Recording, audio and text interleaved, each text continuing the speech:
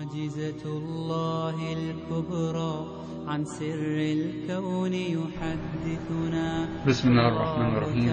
الحمد لله. اللهم صل على محمد وعلى محمد. Assalamu alaikum wa rahmatullahi wa barakatuh.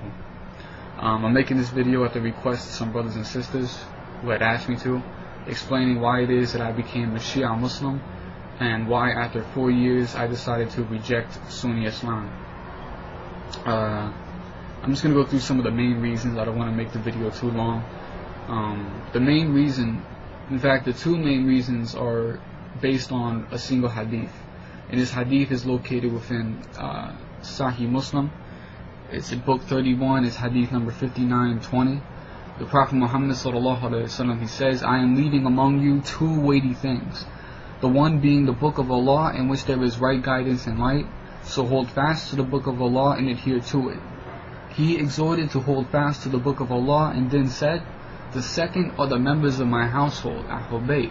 I remind you of your duties to them, the members of my family, to your duties to the members of my family. So the first thing about this hadith, which became a main reason for me following it, was this line: remember the duties, your duties to my family. Now, when you look past a lot of the covering up and the conspiracy that's been used basically to hide a lot of the historical events that took place after the death of the Prophet Muhammad sallallahu alaihi wasallam, which is mainly the abuse and the oppression of Ahlul Bayt, which even at some point Sunnis have to acknowledge, the abuse of Fatima alayhi salam, in which she was slammed in the doorway, which caused her to have a miscarriage and eventually led to her death. The poisoning of Hassan, obviously the battle of Karbala, in which Imam Hussein alayhi salam and his companions were martyred.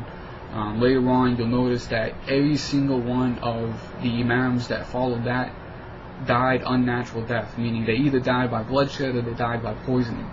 And so these are some major historical events that have been covered up, or at least kind of pushed to the side, in order to it's not brought to the attention of Muslims.